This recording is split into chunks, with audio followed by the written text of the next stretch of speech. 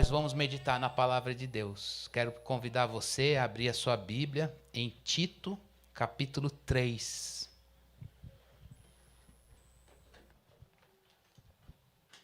Carta de Paulo a Tito, capítulo 3.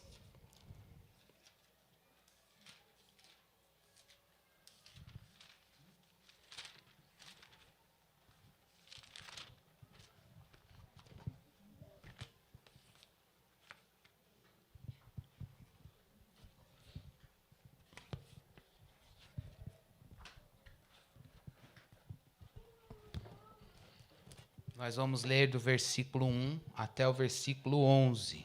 Tito 3, de 1 até o 11, depois nós vamos orar. Irmãos, lembre-se que a Bíblia é a palavra de Deus.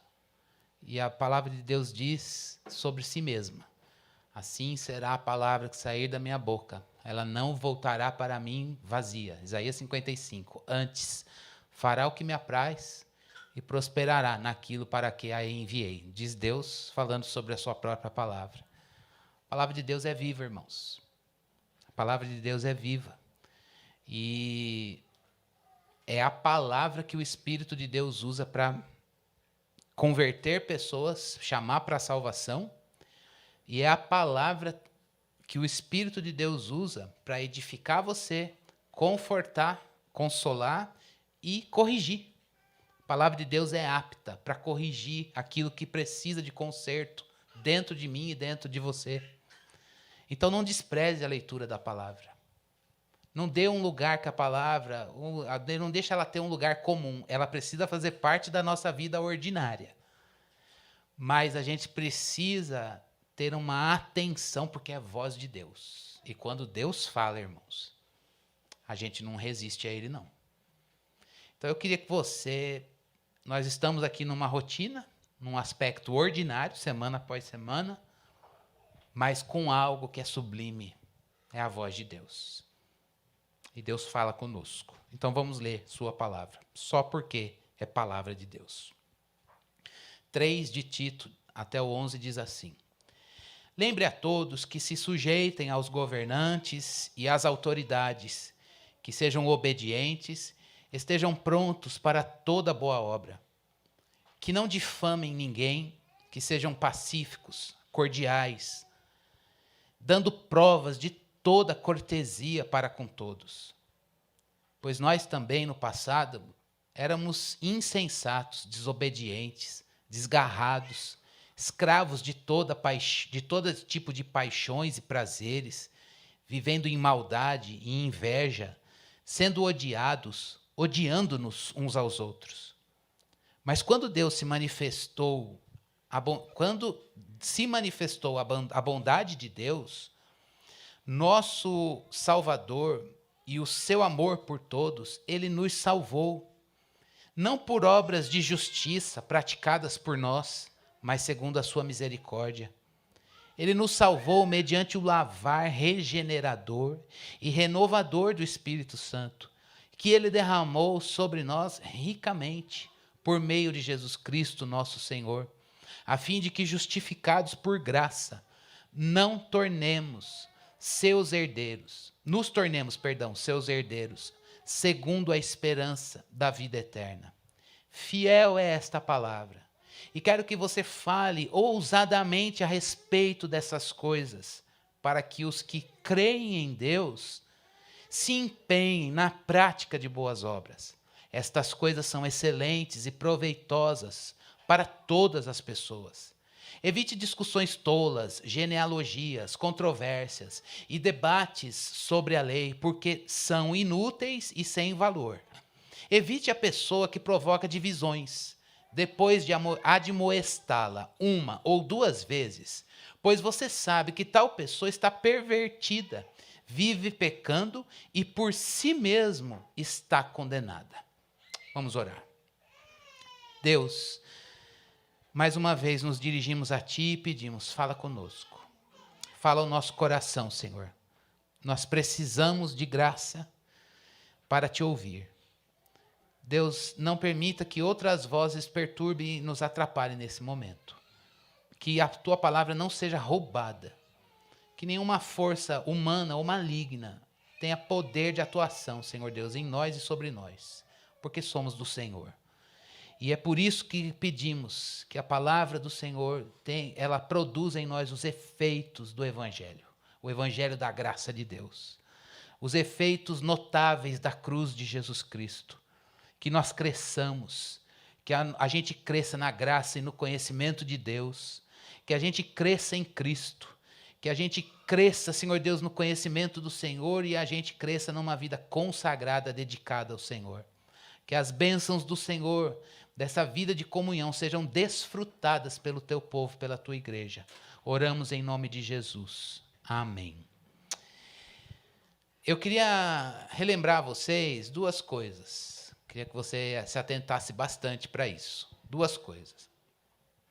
A primeira delas é que, irmãos, há uma relação direta entre o que você crê e o que você vive. Há uma relação direta. Em outras palavras, o seu comportamento, o meu comportamento, a nossa ética, a nossa vivência, ela brota, ela se alimenta daquilo que rege o nosso coração e o nosso pensamento, a nossa base de fé. Portanto, às vezes, a Bíblia não vai chegar para você e falar assim: ô, irmão, vou reformar a sua vida de fora para dentro, ou você só reproduz comportamento de crente. Não. O Evangelho, ele opera de dentro para fora, como eu disse no início. O que a gente faz é produto de quem nós somos. E o Evangelho muda o nosso ser. O Evangelho não deixa você melhorado. O Evangelho pega a nossa vida antes de Cristo, o seu ser sem Jesus, e isso morre. E o Evangelho nos dá uma nova vida, que não é você, nem eu, mas é Cristo vivendo em você. Portanto, irmãos, quando a gente vem para ouvir a palavra de Deus, neste mês nós estamos aqui falando da importância da pregação. Por que pensar a vida a partir da palavra? Por que processar a vida tendo como lente interpretativa da vida, não as nossas experiências, nem elementos da cultura, mas a verdade revelada? Porque a palavra de Deus é viva e eficaz e o Evangelho é a mensagem de salvação. Então é um exercício de despojamento da gente mesmo e revestimento de Cristo, que começa na nossa conversão e vai acompanhando a gente no processo de santificação até que o Senhor nos recolha para Ele. Portanto, eu quero que você lembre-se disso, porque isso vai voltar ao longo, tem permeado a carta de Paulo a Tito, a importância da gente pensar numa sã doutrina, numa palavra santa, e ao mesmo tempo a importância da gente refletir que o que rege o nosso coração tem que ser a palavra de Deus. Mas eu quero lembrar você de uma segunda coisa também, antes da gente pensar nesse texto. Quero que você preste bastante atenção aqui. Deus, quando salvou você, a mim, a nós, Ele salvou por um ato livre da sua vontade, um ato de graça. O que é a graça de Deus? A teologia costuma dizer que a graça de Deus ela é comum a todos os homens. O que é essa graça comum a todos os homens? É a bênção de que hoje nós levantamos e o Senhor nos deu um sol. Isso abençoa quem é do Senhor, quem não é do Senhor. Nós vivemos as 4 estações do ano e quando vem a chuva irriga a terra e a terra produz o seu fruto. Isso abençoa quem é do Senhor e quem não é do Senhor. Isso é uma graça que é comum a todas as pessoas. Mas essa graça comum, ela não salva. A gente precisa de uma graça especial. Uma graça que a gente chama de graça salvífica. Deus não apenas dá o sol, as estações, a lua, as estrelas, a chuva, o vento. Deus não apenas faz isso ou faz aquilo.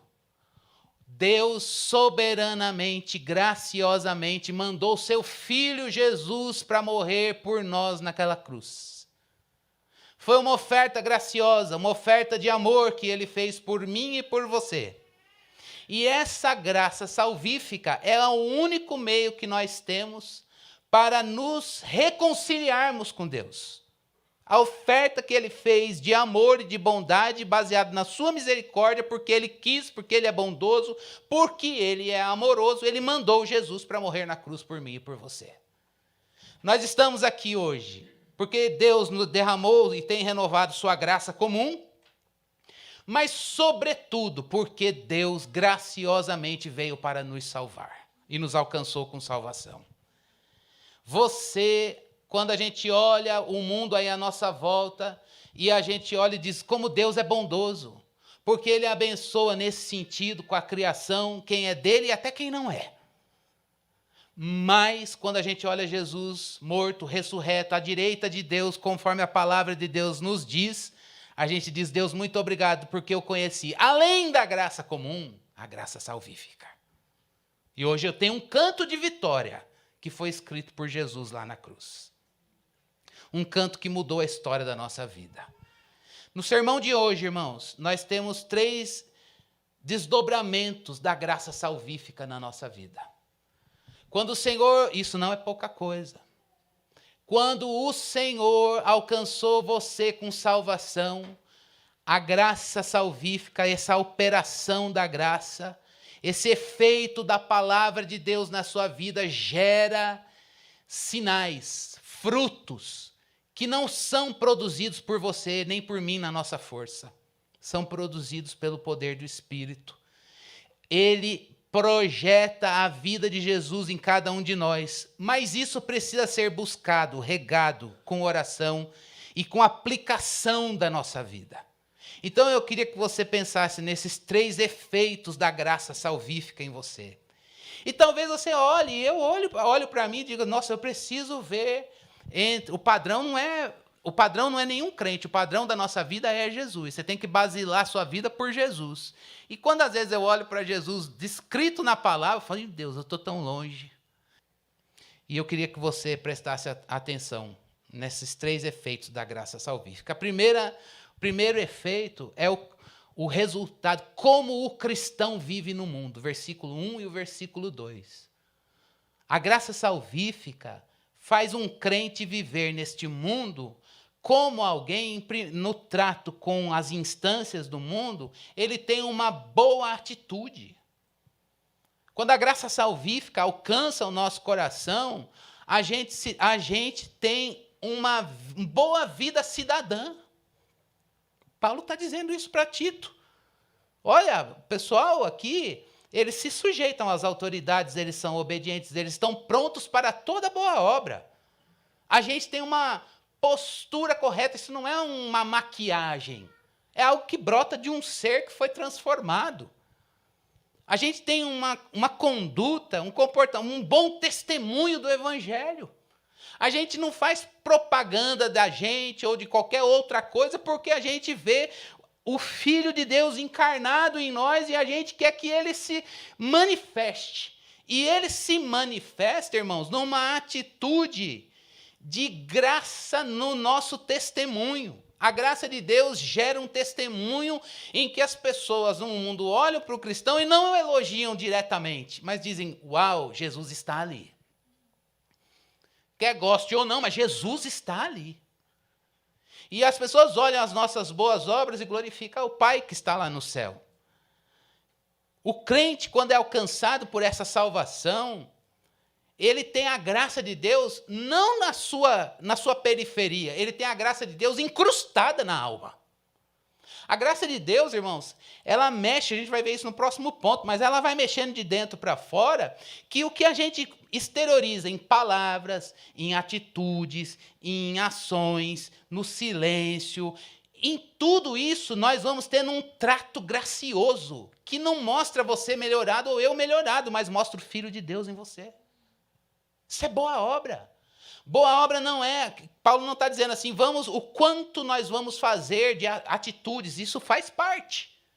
Mas o que ele está manifestando ali, O que ele está dizendo é que a graça de Deus, ela mexe nas entranhas, ela impregna o coração do homem, de maneira que a atitude que ele tem para com Deus, como a gente foi alcançado por salvação, Deus, obrigado que o Senhor me salvou, a gente estava perdido, a gente estava morto na nossa transgressão, lembra do que a gente viu isso há 2 semanas atrás? A gente estava longe de Deus, a gente estava distante dele, mas uma vez alcançados por Deus com salvação, a gente é grato a Deus, e sendo grato a Deus, a gente olha Jesus e diz, eu quero ser como ele. E isso se manifesta, meus irmãos, isso se manifesta em testemunho do Evangelho no mundo. Então eu queria que a gente pensasse, sobretudo, se as pessoas que convivem com a gente no trabalho, na família, os lugares onde o Senhor me colocou, onde o Senhor te colocou, onde o Senhor nos plantou, a gente é a expressão da graça de Deus. E a gente permite que essa graça que foi incrustada na nossa alma, que rege a nossa atitude de gratidão para com Deus, isso gera em nós um reconhecimento de que a gente é um pecador alcançado pela graça de Deus e nos dá uma postura humilde, uma postura quebrantada, e não uma postura como Paulo coloca aqui. Um crente alcançado pela graça de Deus, ele não vai ficar difamando ninguém, ele vai ser pacífico, ele vai ser cordial, ele vai ser cortês, sobretudo humilde, como Jesus é. Eu preciso dessa graça operando na minha vida. Nós precisamos dessa graça. E a graça de Deus, irmãos, ela é abundante. Talvez a gente olhe para o passado e diga, mas olha, o pecado abundou. Paulo diz, fique em paz, a graça superabunda. A medida do pecado foi essa, pois a graça é infinitamente maior. A graça de Deus, ela nos torna pessoas humildes no trato, graciosas no trato, generosas no trato. Isso é um efeito da graça salvífica.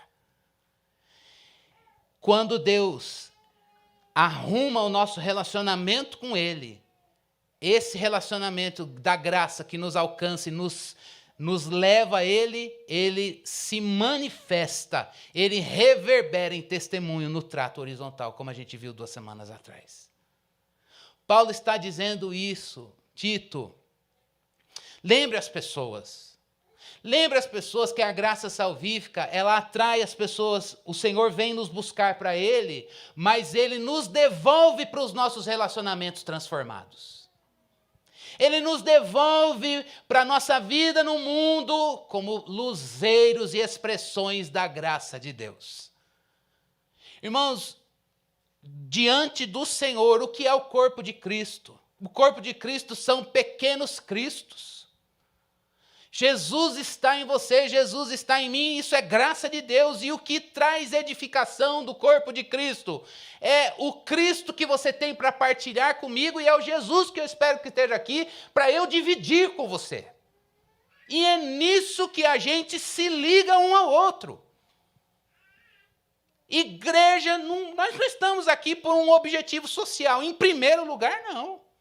Nós estamos aqui por causa de Jesus.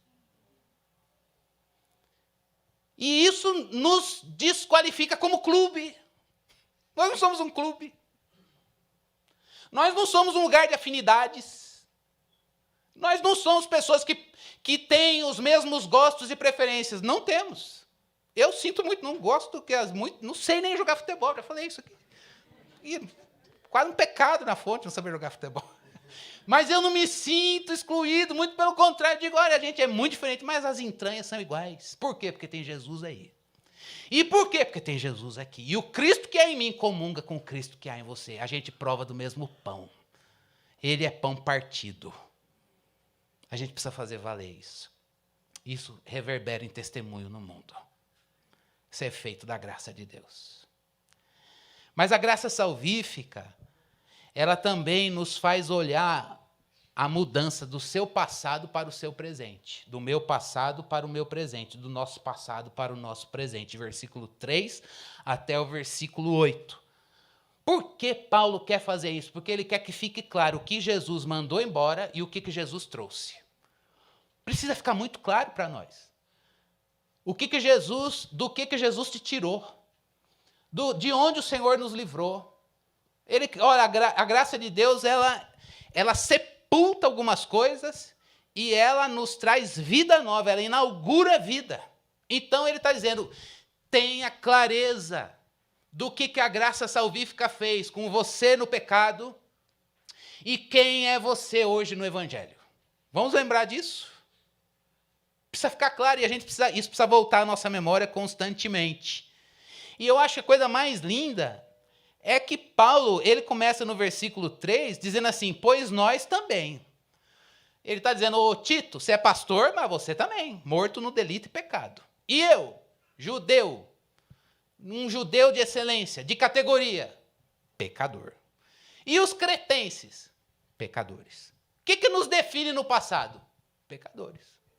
Eu, Tito, eu, Paulo, você, Tito, os cretenses, a igreja de Creta, todo mundo pecador. Batista, Fonte de Sicar, pecadores. Cristiano, pecador.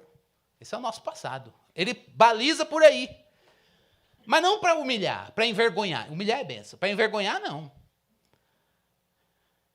O que ele quer mostrar? Olha o que caracteriza a vida de alguém, a sua vida, a minha vida, longe de Jesus, longe da graça salvífica. Era assim que eu estava, era assim que você estava. Se você está aqui e não conhece Jesus, é assim que é a vida de alguém longe de Jesus. Não é pouca coisa, é sério. Ela é caracterizada por uma insensatez. O que é isso? É uma cegueira e falta de compreensão de Deus. Uma pessoa longe de Jesus não conhece, está longe de Deus. Uma pessoa longe de Jesus, morta, imersa nas suas transgressões, na sua própria história, na sua própria vida, ela tem falta de compreensão do Senhor. Está lá no texto. Não apenas isso, é uma pessoa que vive na desobediência. Não é desobediência moralista. É uma pessoa que a nossa vida no pecado, a gente é contra a lei de Deus. Ame o Senhor sobre todas as coisas. Não quero. Quero me amar sobre todas as coisas. Põe tudo, ama o teu próximo. Não quero amar meu próximo como eu me amo, nem me amo. Não quero. Há uma condição interna de resistência à verdade do Evangelho. Irmão, se hoje você gosta da verdade do Evangelho, se eu gosto, não é porque você ou eu, a gente é santinho. Santinho de Jesus. Não é, não. É porque Jesus operou um milagre dentro de nós. E a gente fala, eu nasci de novo. Eu era uma pessoa assim, pois agora eu gosto de adorar a Deus. Eu era um Sidão, agora eu gosto de adorar a Deus. A vida era centralizada em mim, agora é centralizada em Jesus. Eu era um iracundo, agora eu sou um pacificador. Eu era talvez um maledicente, agora eu uso a boca para abençoar. Eu era uma pessoa faladora, agora eu penso. Há tempo de se calar e há tempo de falar. Antes eu retia as coisas, agora eu vou no altar de Deus e digo, está aqui o fardo, é teu. Isso é operação da graça, irmãos. A gente olha para nós e diz, o Senhor me converteu. Eu nasci de novo. Eu não sou mais quem eu era. Eu não sou mais insensato. Eu não sou mais desobediente. Eu não sou mais desgarrado.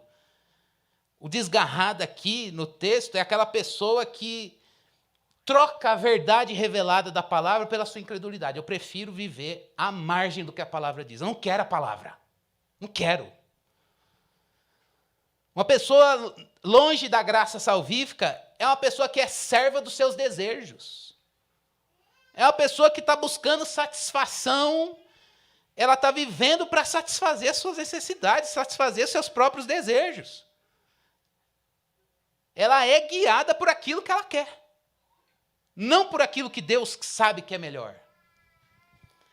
É uma pessoa que quer, nesse sentido, levar a vantagem pessoal. E a vantagem pessoal é, eu quero satisfazer os meus desejos e não quero ver o que Deus pensa.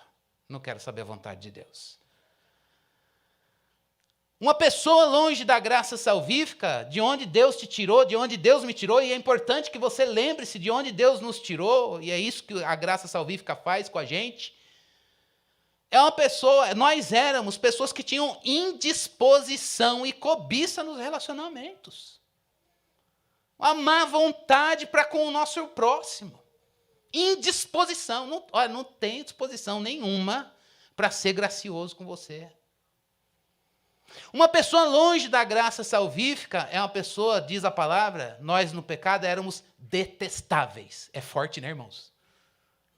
Parece que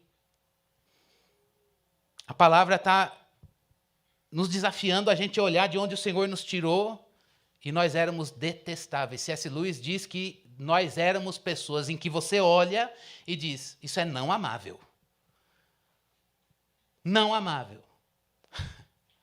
Aí talvez você diga, nossa, então Deus chutou a gente, né? Não.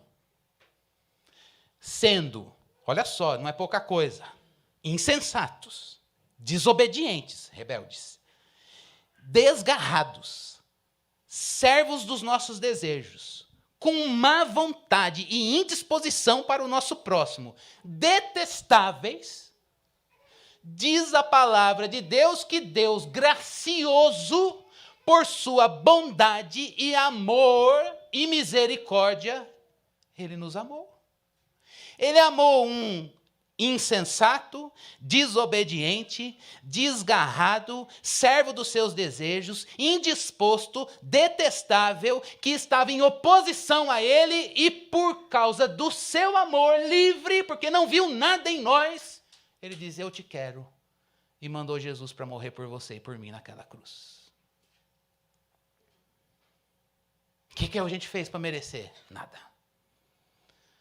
O que nós merecíamos na nossa vida no pecado? Separação total de Deus. Mas Ele fez o quê? Eu te quero perto. E nos trouxe para os seus braços, pelo sacrifício do Filho dele. Você é rico. Eu sou rico. Na graça de Deus. Faço paralelo agora. Insensato, desobediente, desgarrado, servo dos desejos, má vontade e detestável para uma pessoa que teve uma experiência pessoal com o amor de Deus revelado em Jesus. Alguém que provou o amor de Deus e teve esse amor curando o nosso interior, operando o evangelho, a vida de Deus de dentro para fora. Alguém que viu em Jesus o amor de Deus revelado e olha para a missão de Jesus, morrer, ressuscitar e interceder por nós à direita de Deus, salvar pecadores, a gente vê nisso tudo a bondade de Deus. Por quê? Porque o nosso Deus, Ele é misericordioso e a misericórdia dele está fundamentada no seu caráter, na sua bondade e não nas nossas ações. Nós não estamos aqui porque nós éramos bons. Nós estamos aqui porque Deus é misericordioso e gracioso. Nós somos pecadores remidos pela graça de Deus. Onde está o nosso orgulho? Não pode estar. Porque não há, se nós estamos aqui, o mérito é do Filho de Deus e de um Deus Pai que enviou Jesus por amar pecadores. Ninguém tem maior amor do que esse, diz a palavra de Deus, de dar a sua vida por pecadores. Foi isso que Jesus Cristo fez. Eu preciso me lembrar disso constantemente. A palavra de Deus está dizendo que uma pessoa que foi alcançada na graça salvífica, ela precisa sempre se lembrar de onde Deus a tirou. Isso não é pouca coisa, ele se lamaçal do pecado. É de lá que o Senhor nos tirou e nos trouxe para o aconchego dos seus braços pelo mérito do Filho de Deus. E qual é o desdobramento de você lembrar de onde Deus te tirou e para o que Ele nos fez ser? Mudança de identidade, irmãos. A graça salvífica mudou a nossa identidade. A nossa identidade agora não está mais na nossa história. A graça de Deus, a minha história, não tem o poder de pregar mais sobre mim do que a cruz de Jesus Cristo. É uma experiência de fazer morrer. É uma experiência de despojamento. Eu não sou mais isso. Meu ser hoje, a minha identidade, ela está em Cristo Jesus. Porque, disse Paulo, o Senhor infundiu, Ele nos justificou. Está lá no texto, o que é essa justificação? Eu queria que você lembrasse dessa parte comigo. Volta ali, por gentileza. Versículo 7, a fim de que justificados por graça, nos tornemos seus herdeiros segundo a esperança da vida eterna. Irmãos, o que é a justificação? Não é que Deus pegou e melhorou, a gente pagou só a dívida. A justificação significa que Deus trocou de ser. Ele pegou você, pegou a mim, pegou a gente com todo o nosso fardo de culpa, de remorso, de ira, de acusação do diabo, de causas que a gente tem dos outros sobre nós, da gente sobre os outros, e ele levou tudo isso sobre o Filho de Deus e nos deu a vida santa do Filho dele e aplicou em nós. A gente chama isso de justiça que foi infundida. A justiça de Deus significa que Deus trocou a sua identidade. Por isso que a gente pode olhar para Romanos 8 e dizer, é verdade, nenhuma condenação há para aquele que está em Cristo Jesus. A minha identidade hoje não é mais ser culpado do pecado, a minha identidade, a nossa identidade hoje não é mais carregar um fardo de remorso, não é mais no campo das nossas antigas experiências, quer sejam muito boas ou quer sejam muito ruins. No livro de Romanos, Paulo vai dizer, amigão, se você é um cara exemplar, moralista, que na tua ética palmas para você, porque o seu comportamento é muito bom. Romanos 3:23, é certinho? Pecou, carece da glória de Deus. E aquele que viveu uma vida libertina, vamos viver aqui agora, eu vou deixar a vida me levar. Tem salvação para ele, é pecador. E aquele que seguiu as regras dentro do judaísmo, no contexto dele. Não, eu guardei o sábado, cumpri todo o calendário, no dia da expiação estava lá, paguei o meu... comprei o dinheirinho, usei meu dinheirinho para comprar o sacrifício, levei lá no templo, está tudo certo, o rito foi feito. Pecador. O moralista sem lei, o cara certinho na lei, e o libertino e devasso aos olhos de um judeu, todos pecaram e todos eles carecem da glória de Deus. Depositemos os nossos fardos aos pés da cruz. Essa não é mais a nossa identidade. Nenhuma condenação há para aquele que está em Cristo Jesus. Isso é um efeito da graça salvífica.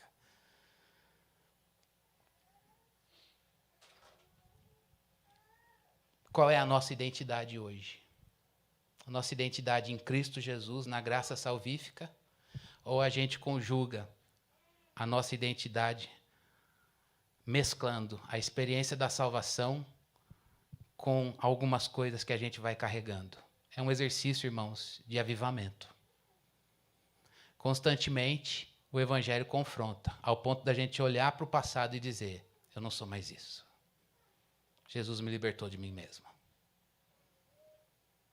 É um efeito curador da graça de Deus, irmãos. A graça de Deus tem um efeito curador. O diabo é sujo porque ele é acusador da igreja. E vira e mexe, ele usa o passado para trazer fardos sobre nós. E o que é que nós devemos fazer? Depositá-los aos pés da cruz e dizer, essa não é mais a minha identidade. Eu não sou mais o que eu fui. Jesus me libertou. Jesus te libertou, você não é mais o que você foi. Os nossos pecados passados, presentes e futuros estão pagos pela graça de Deus. Não há pagamento que você possa fazer que vá te dar alívio, que vá te dar graça, que vá te dar paz de Deus que excede todo entendimento. O único pagamento que Deus aceita pelo pecado seu ou de qualquer outra pessoa é o sangue do Filho dele derramado naquela cruz. E constantemente a gente precisa se lembrar disso e dizer, a minha identidade está ali, aos pés da cruz.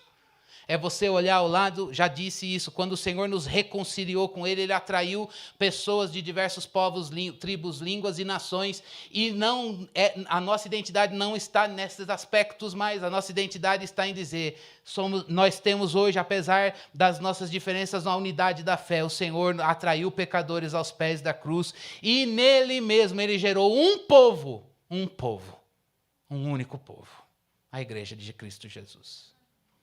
Onde está a nossa identidade?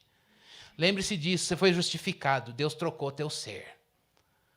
Irmãos, a gente precisa ter a experiência de ver Deus levar embora coisas que Ele sabe que precisam se desarraigar do nosso coração. Desarraigar da nossa mente, desarraigar da nossa vida. É uma experiência de morte, mas a gente prova a vida de Jesus. Que nessa manhã, quando você se lembrar de onde Deus te tirou e para onde Ele te trouxe, tirou das trevas e trouxe para o reino do Filho, do seu amor, a gente possa olhar e dizer, que maravilhoso contraste. Que maravilhoso contraste. A gente foi liberto. Liberto da condenação do pecado, liberto da nossa própria história, para nos fazer entrar na grande história, a história da redenção. Esse é um exercício, irmãos, de avivamento na vida cristã. Vira e mexe, a gente precisa disso. A gente precisa olhar para a nossa história e dizer, aquele ponto poderia pregar isso para mim, mas a graça de Deus se sobrepõe e a cruz me dá uma mensagem de esperança, a esperança da glória de Deus. Lembre-se do tema deste ano, irmãos. O tema deste ano é Cristo em você. É Cristo em mim, Cristo em nós. A graça salvífica faz isso, opera Jesus em você, opera Jesus na minha vida. E por fim, irmãos, o último desdobramento da graça salvífica em nós é a ética. Uma ética de quem? De alguém certinho? Não, de um pecador remido. Alguém que vive na graça salvífica. Versículo 9 até o versículo 11. Uma pessoa que foi alcançada pela graça salvífica, ela não diz assim, então eu vou viver do jeito que eu quero. Não, não, não. O meu parâmetro é Cristo. O Espírito de Deus habita em mim e me dá poder para andar no caminho que é Cristo. Há uma ética, irmãos, que não é a do crente, nem da Igreja Batista, nem da Igreja Assembleia de Deus, nem dos evangélicos do Brasil. Há uma ética que é a ética da graça. Não é a ética que alguém pode viver aqui e dizer, eu me orgulho. Olha, eu me orgulho de ser um cara que anda certinho. Eu sou bom. Eu sou bom. Você pode me reconhecer que eu sou... Não. Se nós fazemos o bem, praticamos boas obras, é porque o Espírito de Deus está operando Jesus em você. E alguém que foi alcançado pela graça salvífica, nesse intuito de adorar a Deus com a sua vida, ele opta por duas coisas. Paulo diz aqui, fale. Abra a tua boca, Tito, e fala para o povo da igreja. Fala o quê?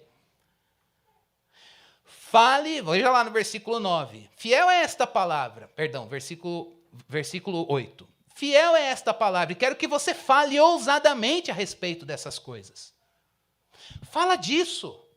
O que a cruz sepultou. E fala disso. O que a ressurreição inaugurou.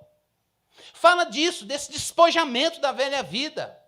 E fala disso, prega isso, comente sobre isso, reflitam sobre isso, adorem a Deus por isso, pelo revestimento de Jesus. Falem disso. Em outra carta, Paulo fala o quê? Fala entre vocês com salmos e hinos e cânticos espirituais, assim você vai ser o quê? Cheio do Espírito. A gente vai conseguir se sujeitar um ao outro. Não porque a gente tem um temperamento bom, mas porque, de fato, o Cristo que é em você com o Cristo que é em mim, a gente vai encontrando o ponto de convergência. Fale sobre isso. A graça salvífica leva a gente, de dentro para fora, a ter prazer no culto. A ter prazer na presença de Deus. A ter prazer em até dizer, está difícil, irmão, mas eu quero lamentar em adoração a Deus. A dizer, socorro, não estou aguentando o fardo, está pesado demais, mas vamos cultuar. Não é fingir que está tudo bem, não. É a gente chorando com os que choram, se alegrando com os que se alegram. A gente vivendo as experiências que Deus permite que a gente viva, boas, ruins, e a gente participando, só que tudo isso pela perspectiva da vida, morte, ressurreição e ascensão de Jesus. Fale disso. A prática correta, o comportamento da graça de Deus operando na nossa vida, ela pede uma base de fé saudável. Creia bem, viva bem. Creia bem e viva bem. Que a nossa mente, o nosso coração seja impregnado com o Evangelho, para que a gente viva o Evangelho. Que a gente deixe o Evangelho produzir em nós uma palavra que virou muito conhecida, metanoia, mudança de mente. E que a gente tenha a mente do Evangelho para que a nossa vida seja condizente com a mente do Evangelho. É isso que Paulo está dizendo para Tito. Fala sobre essas coisas a partir do Evangelho. Parte do Evangelho e aponta para o Evangelho. É sobre ele. É tudo centralizado em Jesus. A gente já canta, faz tempo que a gente não canta. Jesus é o centro de tudo que há, desde a eternidade. Tudo é sobre ele. Paulo diz que ele fez convergir nele todas as coisas, tanto as que estão nos céus quanto as que estão na terra. E isso precisa escoar para a minha vida. Isso precisa escoar para a sua vida. Fale sobre ele. Centralize a vida em Jesus. Mas o movimento é duplo, não é só fale, é evite. Olha lá, a graça salvífica faz a gente falar, mas também evitar. Tem coisas que a gente viu na semana passada, a graça salvífica faz o quê? Rompe. Renega. E se reveste. E aqui ele diz, evite. O quê? Depois de muitas admoestações, pelo menos 2 a uma pessoa, ele diz, olha, a pessoa que deliberadamente, ela promove divisão no corpo porque não quer o evangelho. Porque tem uma postura de propagandista da divisão e ela se torna, assim, observável pelas suas próprias ações. Paulo está dizendo que a graça salvífica, como pecadores remidos, não porque nós somos melhores, mas humilhados aos pés da cruz. A gente evite tudo aquilo que possa pregar contra o evangelho de Cristo Jesus. E a gente dizer, eu estou firmado na graça. É nela que eu quero crescer, na graça salvífica. Diante disso, irmãos, eu tenho 2 perguntas para mim e para você, para a gente orar. E pedir que o Senhor quebrante o nosso coração, a começar do meu. Qual é a Bíblia que rege as nossas ações? A palavra de Deus ou outras coisas que a gente carrega naturalmente, que eu tenho, que você tem, todos nós possuímos. A gente cantou hoje no louvor. Eu rendido estou. Rendido eu estou.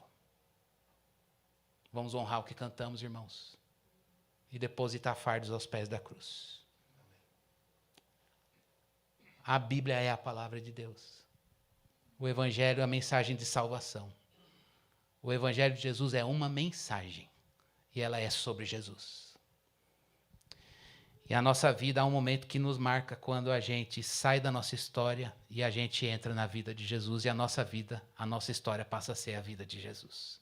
É uma experiência maravilhosa. Não deixemos que outras vozes concorram com a palavra de Deus na minha vida, na sua vida. E uma segunda pergunta para mim e para você. Você está firme na graça? Na graça salvífica? Ou a gente ainda oscila entre a nossa experiência no passado no pecado e a nossa vida na graça de Deus hoje? A nossa identidade está na cruz de Cristo. Por mais que a gente ainda não esteja com o corpo de glória e o pecado esteja presente na nossa carne, isso é verdade. Isso nos coloca aos pés do Senhor para dizer, eu não te largo. E eu vou te buscar, porque o Senhor é melhor do que eu. Vamos orar por nós. Que os efeitos da graça salvífica sejam produzidos em nós pelo Espírito de Deus. Feche seus olhos, vamos falar com Deus. Deus está aqui. Obrigado, Senhor, porque a palavra do Senhor, ela alcança a nossa vida. Um dia nós estávamos mortos nos nossos delitos e transgressões e o Senhor foi lá e nos deu vida. Pela graça nós somos salvos. Isso não veio de nós, isso foi obra do Senhor, ó Deus. Nós estávamos mortos na cegueira, nós estávamos mortos na dureza do nosso coração, na desobediência, na busca e na entrega aos nossos próprios desejos e paixões. Nós estávamos, Senhor Deus, numa má disposição para com pessoas detestáveis aos teus olhos. Mas o que nos constrange é que o Senhor nos deu vida e nos amou. Com o grande amor com o que o Senhor nos amou, o Senhor desceu a nossa baixeza, o Senhor desceu a nossa desgraça, o Senhor desceu na nossa transgressão para nos elevar à tua santidade. Isso é obra tua. Nós não fizemos nada, isso é louvor para ti. Glória seja dada ao Senhor por tão grande salvação. Deus, que essa graça salvífica, os efeitos dessa graça salvífica sejam buscados por nós. Que o nosso coração, embanhado de gratidão por tão grande salvação, Senhor Deus, nos leve a depositar fardos aos pés da cruz. Nos leve, Senhor Deus, a render a nossa vida, Senhor, e dizer, eu quero me ver em Cristo. Ó Deus, que o Evangelho de Cristo Jesus seja de fato a nossa identidade, seja de fato a nossa alegria. E a alegria da salvação, Senhor Deus, ela inunde, ela venha reger toda a nossa vida, os nossos relacionamentos. Venha reger, Senhor Deus, nos momentos em que a gente se sente vulnerável ao ataque de acusação do diabo. Nos momentos em que a gente é incitado, Senhor Deus, nas próprias concupiscências e fraquezas que estão presentes na nossa carne. Que a gente possa ver o Evangelho dizer, alto lá, vai-te Satanás. Ó Deus, porque poderoso é Cristo Jesus, porque onde abundou o pecado, a graça do Senhor foi superabundante. Ó Deus, e a tua palavra diz que para isto se manifestou em carne o Filho de Deus, para destruir as obras de Satanás agora e para sempre. Nós te louvamos, Senhor Deus, por tão grande salvação, Senhor Deus, e porque a pregação do Evangelho, Senhor Deus, ela vem sobre nós, Senhor Deus, e ela nos coloca de joelhos aos teus pés. Porque essa mensagem, Senhor Deus, nos faz olhar para nós e dizer muito obrigado, porque o Senhor nos alcançou com graça. Muito obrigado porque não há orgulho, porque não há, Senhor, soberba, porque não há nada em nós, motivo algum para que a gente possa olhar com altivez, e nem tampouco, Senhor Deus, para que a gente possa, Senhor Deus, olhar com, ó Deus, com autocomiseração, muito pelo contrário, nós podemos olhar para a cruz de Cristo e nos ver amados do Senhor, feitos filhos de Deus pela graça e a obra justificadora do Filho de Deus, que recebeu sobre si o nosso castigo e nos aplicou de dentro para fora a sua santidade. Deus, que o teu Espírito atraia o nosso coração para a gente andar como justificados, para viver como pessoas que foram justificados pela fé, pela obra de Cristo Jesus. Que o Senhor renove a nossa esperança no Evangelho, Senhor. É a mensagem de salvação que nos alcançou. É no nome do Senhor que nós oramos. E nós pedimos ao Senhor que nada tenha o status da tua voz no nosso coração, mas que a gente seja governado pela palavra, e a palavra pastoreie as nossas emoções, e a palavra confronte, se sobreponha às nossas experiências, quer sejam boas, que tragam glória para nós, ou ruins, que tragam peso sobre a nossa vida, e que de fato a gente prove o poder curador da graça de Deus. Obrigado, Senhor. Obrigado, Deus, por Jesus na nossa vida. No nome dele nós oramos e agradecemos. Amém. Amém. Está vendo como é bom ter criança fazendo parte da igreja? Ele faz parte da igreja, fica em paz. Uma benção tê-lo aqui, viu? Irmãos, lembre-se do poder que a palavra tem de operar Jesus em você. Amém? Com base nisso, a gente vai lembrar do que Jesus Cristo fez por nós lá na cruz. Mas não só lembrar, mas a gente vai, em memória dele, participar do banquete, da carne e do sangue do Cordeiro de Deus. Nós vamos ceiar, cumprindo uma ordenança de Jesus, em memorial que ele estabeleceu. Esta ceia não é da Igreja Batista Fonte de Sicá, ela é do corpo de Cristo. Se você é membro do corpo de Cristo, está em outra denominação cristã, fique em paz, meu irmão. Vamos participar disso juntos. Você está aqui falando, não sei se eu sou seguidor de Jesus, então não coma e não participe. Fique em paz. Mas faça isso deliberadamente, com consciência. Se esse não é o teu momento, fique tranquilo. Mas para você que deseja participar, você vai receber o pão e o cálice. Eu vou pedir para você esperar, para não comer e nem beber. A gente vai fazer isso juntos. E enquanto isso, a gente vai louvar o nosso Deus.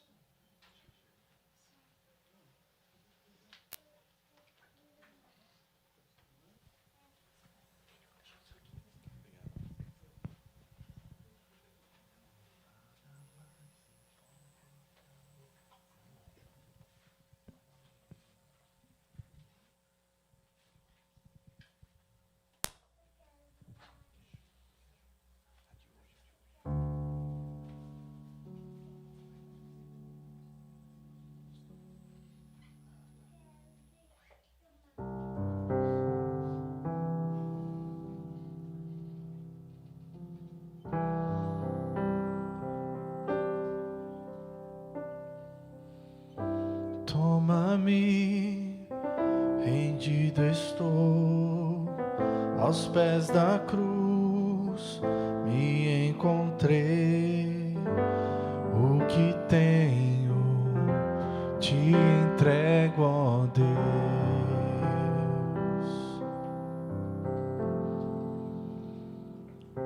Vem limpar as minhas mãos, purificar meu coração, que eu ande em tudo que tu tens pra mim.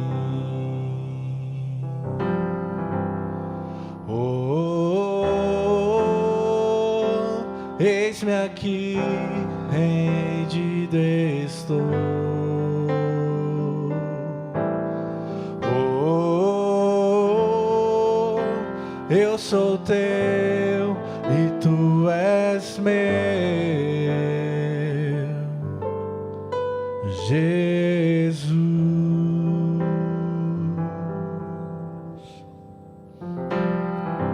Meus momentos e os dias meus, meu respirar e o meu viver, e sejam todos pra ti, ó Deus. Oh, eis-me aqui, rendido estou.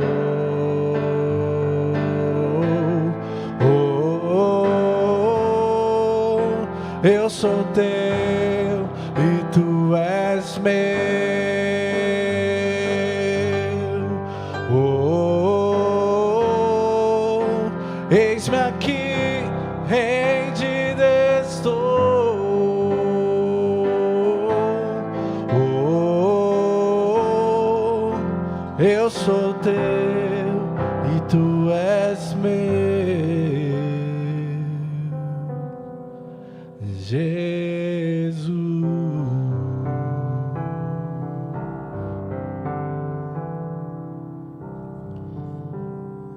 Vamos dar graças a Deus pelo pão e pelo cálice. Você pode ficar em pé, por gentileza. Antes da gente participar, a gente vai dedicar este cálice para esta finalidade, que é a mesa, a ceia do Senhor. Obrigado, Senhor, por Jesus ser pão partido e vinho vertido. É no sangue de Jesus que nós temos os nossos pecados lavados. Não há mérito e nem obra nossa. A obra é toda dele. Obrigado, Senhor Deus, por essa bênção de participarmos desta ceia que o Senhor nos permite e nos chama para participar diante do Senhor. Jesus, ele não está aqui fisicamente, mas nós cremos, não está fisicamente neste pão e neste cálice, mas nós cremos na presença espiritual dele no meio da igreja. Ele é o cabeça do corpo. O Espírito de Deus nos fez templos vivos e nós somos a família do Pai. Obrigado por essa presença que nos dá segurança, nos acalenta, Senhor Deus, e nos fortalece. Nós queremos fazer isso, Senhor Deus, todos os dias da nossa vida, confessar que Jesus é o nosso Salvador. E em memória dele, periodicamente participar da mesa, da ceia do Senhor, até que ele venha. E na glória eterna estejamos com ele. Enquanto este dia não chega, fortalece os nossos pés, para que, firmados na graça, frutifiquemos no caminho que é Cristo. Queremos crescer na graça, queremos ser firmados na graça, queremos estar firmes na graça salvífica. Tira, Senhor Deus, de nós qualquer outra raiz que não seja na graça salvífica.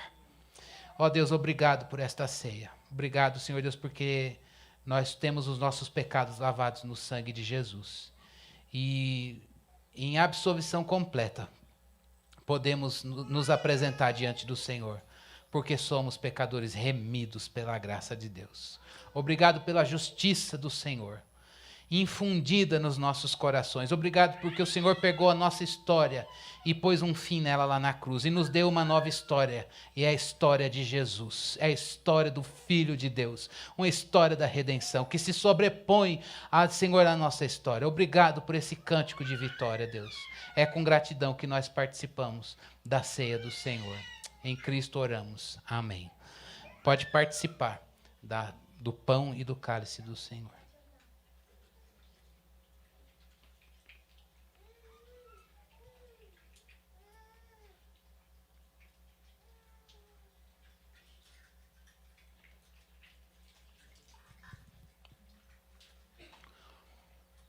Quando a gente participa da ceia do Senhor e a gente olha ao lado e vê a igreja, o Senhor nos faz entender que no reino de Deus, o único que tem a primazia na nossa vida, no nosso meio, é Cristo Jesus. É Ele que é tudo em todos. Ele é tudo em todos. Uma bênção ter você como família de Deus. Que você possa, nesse momento, agradecer ao Senhor pela família que Ele nos deu.